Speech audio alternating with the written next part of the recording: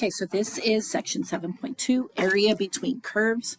You're quite capable of doing this because this is what you were doing in the previous two chapters, either by integration or by finding the area under the curves using rectangles.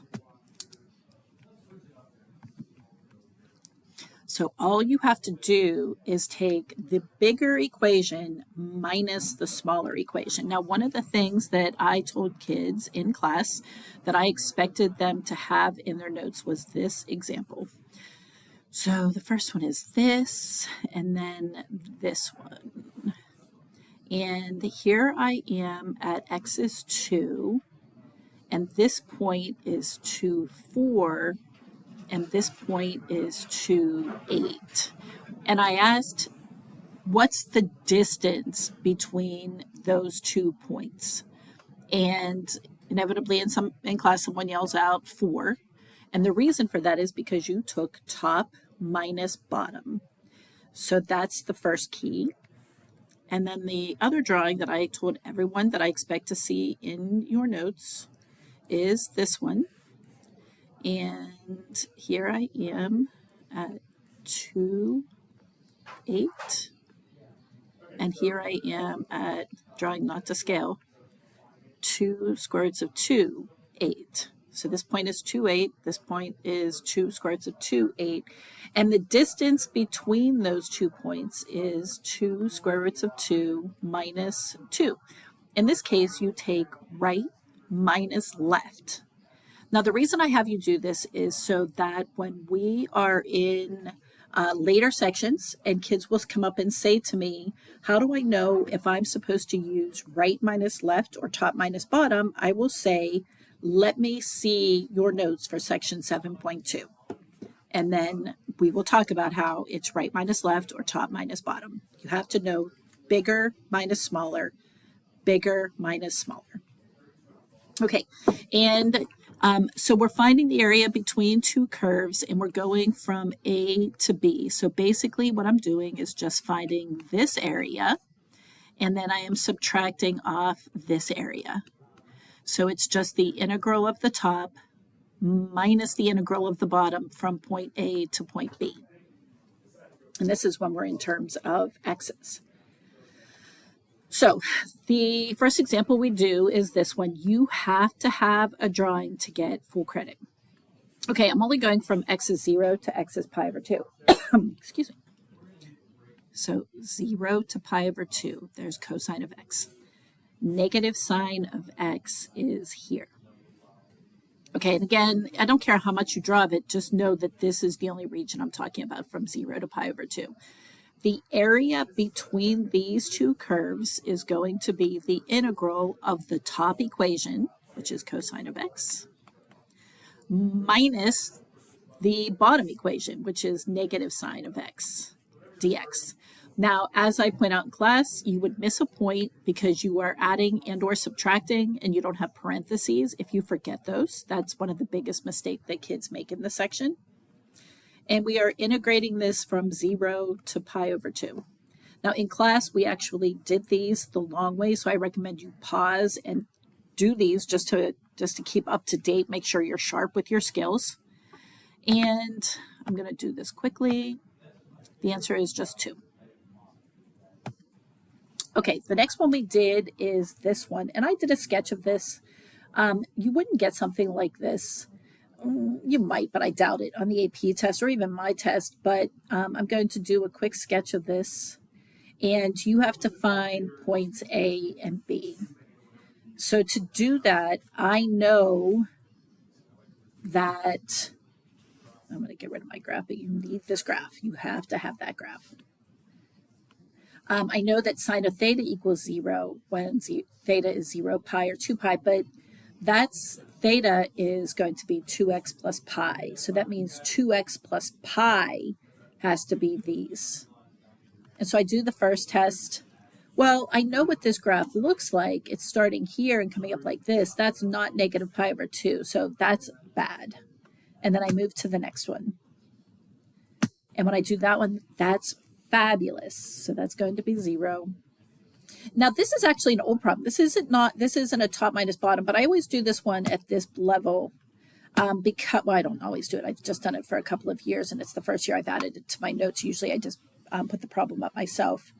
But see how the limits of integration are from 0 to pi over 2? So that's the integral that you're finding. My expectation is that you can find this integral using u as 2x plus pi. But you've seen this problem before. And in particular, you saw this in Stand and Deliver when he starts to kind of lose it. And the point of this problem, which goes over most people's heads, is that the kids are all telling him that is from 0 to pi over 2. They're like, Chemo, I've checked my work twice. I have 0 to pi over 2. And he's telling them they're wrong. Well, they're trying to do that to show you that he was making mistakes in his teaching. And that's why they were all missing the same questions on the AP test, because he was teaching things wrong. But that's only something a select few of us who watched that movie would have caught. Okay, so this particular problem, I'm going to do this same problem in 3 ways. And as always, you have to have the sketch. Without the sketch, like I would say, no sketch, no credit, but it's actually like half credit. You have to draw the sketch. And I know this is x minus 2, so I know I'm intersecting here. Now, the question wording, kids have such trouble with the wordings in this. Find the area in the first region, or in the first quadrant, bounded above by this curve. It's bounded above by y equals the square root of x, and below by the x-axis and the line x minus 2. So x minus 2 is not always on the bottom. This line does not come down here. So from here to 2, to find that area, we're just going to take the integral of the square root of x. And then I have to use our new method here, the top minus the bottom. So I know that that top equation is the square root of x. And then I have to subtract off the bottom equation. And again, I have purposefully made a mistake that is common to the kids I get in class.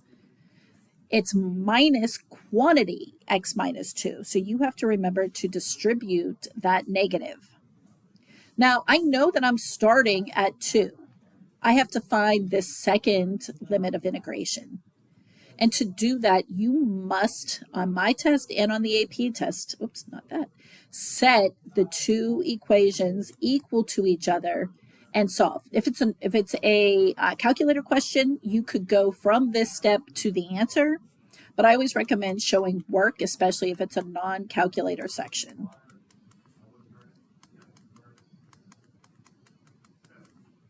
And then we get x minus 4, x minus 1. And so I get that x is either 4 or 1. This is an extraneous solution. So this point right here is 4, 2. Okay, so I am finding this integral from 2 to 4. And for the sake of time, I am going to go, but I strongly recommend that you practice these. Okay, so again, I told you we're doing the same problem 3 ways, so we should get 10/3 each time the same answer. Next, we are going to integrate with respect to y. This is new. The thing that my students don't like is you guys are so comfortable, y equals x squared, y equals sine of x, y equals x cubed, y equals cosine of x. You're comfortable when you get equations in the form of y equals. You're not comfortable when you get equations in the form of x equals. So again, we're going to do the exact same problem, but now I'm using functions of y. And remember, we talked about this all the way back on that first slide. I have to use the bigger minus the smaller. So right minus left, always. But it also has to be in terms of y. So y equals x minus 2 has to become x equals y plus 2. And instead of y equals the square root of x, this is x equals y squared. So I am integrating y plus 2 minus y squared dy, and I'm starting at 0, But I'm not going to use X values. I have to use Y values. This is another huge mistake kids make on these problems. We're going along the y-axis, starting here at 0, and then my graph comes up here to 2. Always check, is this equation always on the right of this equation? Yeah, no matter where I have my y, this equation is on the right of this equation. And when you integrate this, again, you should get 10/3. And again, if you want to stop, so you write this down. Okay, now one more way. I'm going to use some geometric rules as well as a general. You're going to find the integral of this whole shape, the square root of x, from 0 to 4. Be careful with diagonal lines. You're only supposed to use diagonal lines if you're using ratios every once in a while when I only have something simplistic like this. But if you ever have x, this is automatically wrong if you have x, because this is 3/2 times x when you use a diagonal line. So you have to just make sure you're using simplistic things. 0 to 4, 2/3, 4 to the 3/2, minus, I plug in my 0, thankfully I get 0. 4, the square root of 4 is 2, 2 cubed is 8. So that gives me, this area is 16/3. And now I'm going to get rid of a triangle. And since I crossed here at 2, and this y value is 2, I know that this has dimensions 2 by 2. So the area of this is 2. 16/3 minus 6/3 will give us our 10/3. Be careful with false equalities here. Take note that I don't have this connected, I don't write this, because that is implying that this equals this. I start a whole new line. Be careful not to do things like putting equals here like this, because that's not true. Kids get burned on the AP test all the time because what's called false equalities. Okay, that's it for this section. Practice, practice, practice.